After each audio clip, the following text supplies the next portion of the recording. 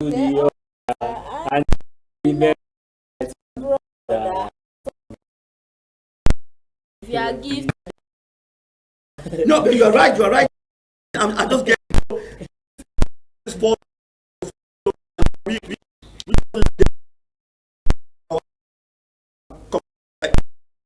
because it is really sincerely, it is really destroying community. It's really destroying communities. That's why in our text again to really explain this issue of the prophets. I was looking at a text here that is very important for us to Deuteronomy chapter 18. Let's go to Deuteronomy chapter 18, verse 18 to 20. Deuteronomy 18 to 20. Just look for that text and let's read it. Because it's good that our viewers understand what false prophets are doing and what happens to them when they do false prophecy. 18 to 20.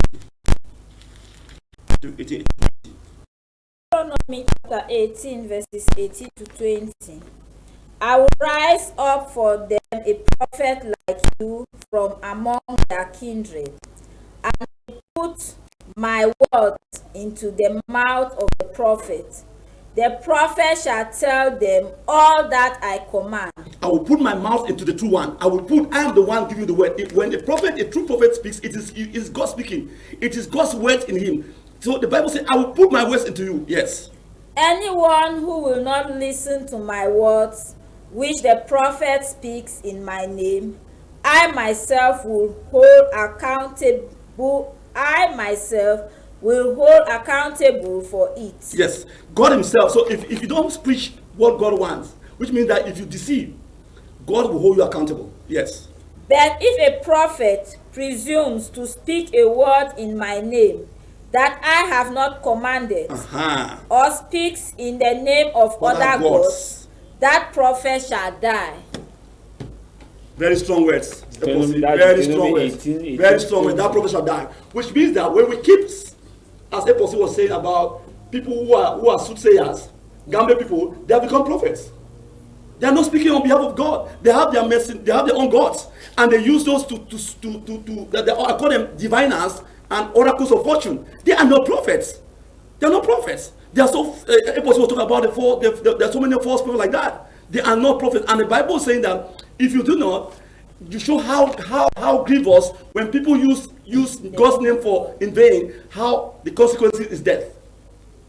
Okay, Reverend Father George, thank you very much for highlighting the Nebim, what false prophet actually is. Now, I want to come now to the aspect of spirituality of the prophet. We've had lots of instances where you see men of God call themselves, those who call themselves prophets, who identify themselves prophet, but you look at their spiritual background, you look at what they do. You just highlighted good enough, you just open our eyes that by their fruit we shall know them, which is what the characteristics of the word of God is, that it brings life, it brings joy, it brings love, brings unity, and brings harmony. That if we identify that love, unity, harmony, joy is absent from what we get, we should be able to raise suspicions from that coming from a prophecy, and that equally service to humanity, to the poor. That shows us that if you have to show concern, and we look at some of the men of God that we have within us whom do not have some of these characteristics, we should raise some question marks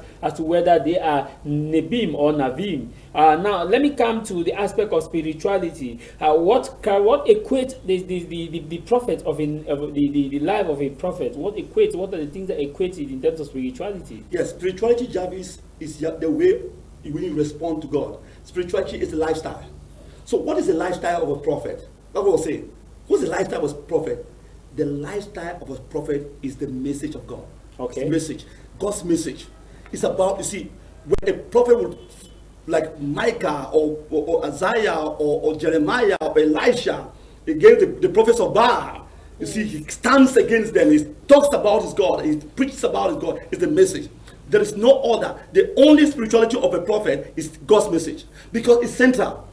That message comes sometimes in song, in anger, in passion, in poems, in many forms. That message comes sometimes in anger. When the prophet is speaking, he's angry with those who are in power. He addresses them. He's not afraid to die. He addresses them. The message of God. Moses was in the wilderness when they were saying, Moses, you led. Why did you take us out of Egypt? Why did you take us out of Egypt? Exactly. He stood firm. So the first thing is that the prophet's spirituality is the message. But that message, what kind of message? The first message is a message of justice. Justice. You cannot be a prophet and you don't talk about justice in your home, justice where you work, justice where you live. You are deceiving people. You are all kinds of a mafia going on. You don't talk about justice issues. You are not a prophet, because the message of God is always justice and peace. Justice and peace.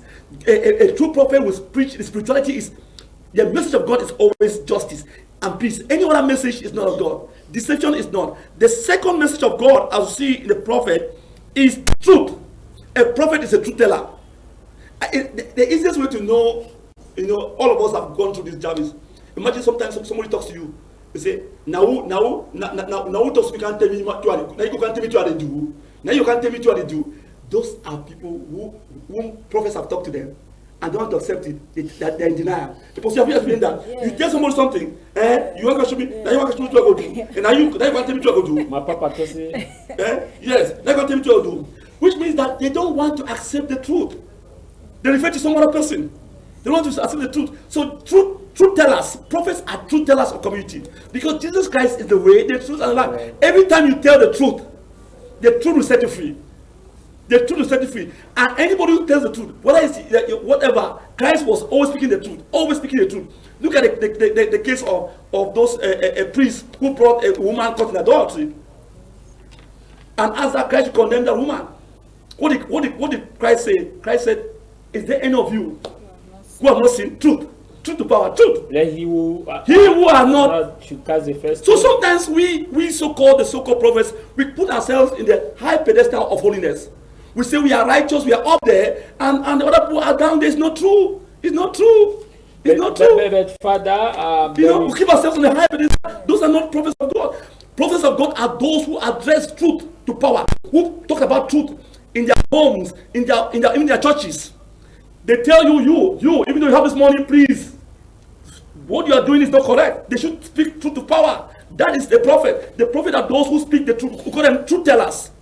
But truth tellers. Father, we always have the aspect, I think, where many Christians in different churches, because they have that aspect where the word of men of God that we listen to, which we expect that it should come with unity, we expect that it should bring forth love to one another, we expect that it should canvas for joy and harmony within our mothers, our brothers, our sisters. But on the contrary, at times we get words of hatred where the some of the men of God will tell you that you don't need to obey your father and your mother. Some will tell you that the word, I've had instances where some will even interpret the word from Proverbs that obey your parents, your mother and father, so that your days may be longer. They always say that the Bible is saying that you should obey your men of God, because they are your men of God, are your fathers and your mothers. And you are for 25 years now, you have better understanding for this than us. We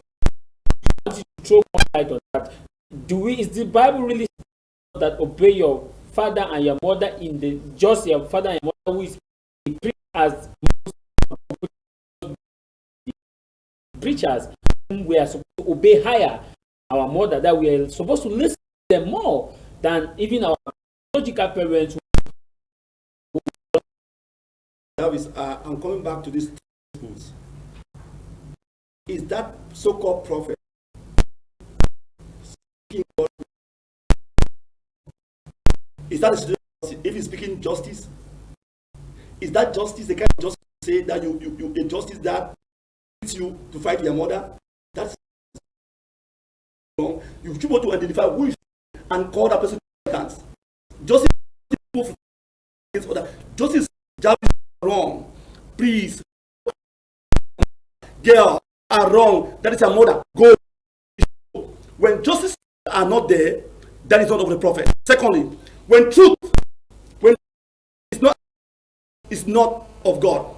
When mercy, the next when mercy is not a message, it's not of God. Every time God is speaking,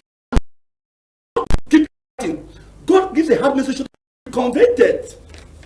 Believe in him. That's why it's a God of mercy. It's us. So you can see people always. There's no message of mercy. Always preach mercy. He always preaches. He always preaches mercy. And you go back to the scriptures. I will give you an example of the two disciples on the way from Emmaus, on their way to Emmaus, and when Christ died. Talking and talking, oh, we have lost this great prophet, Jesus Christ, whom the Lord will. Jesus was among them. He's chatting with them. And they are talking and talking, talking and talking. But what did Jesus do? He spoke the truth of the gospel. He took them. Did you not know what the scripture said? You see, the scripture is the prophet. So Jesus goes to the prophet to speak the word of God. He will not talk about himself. Every time Jesus is speaking, we have to take the scriptures. What does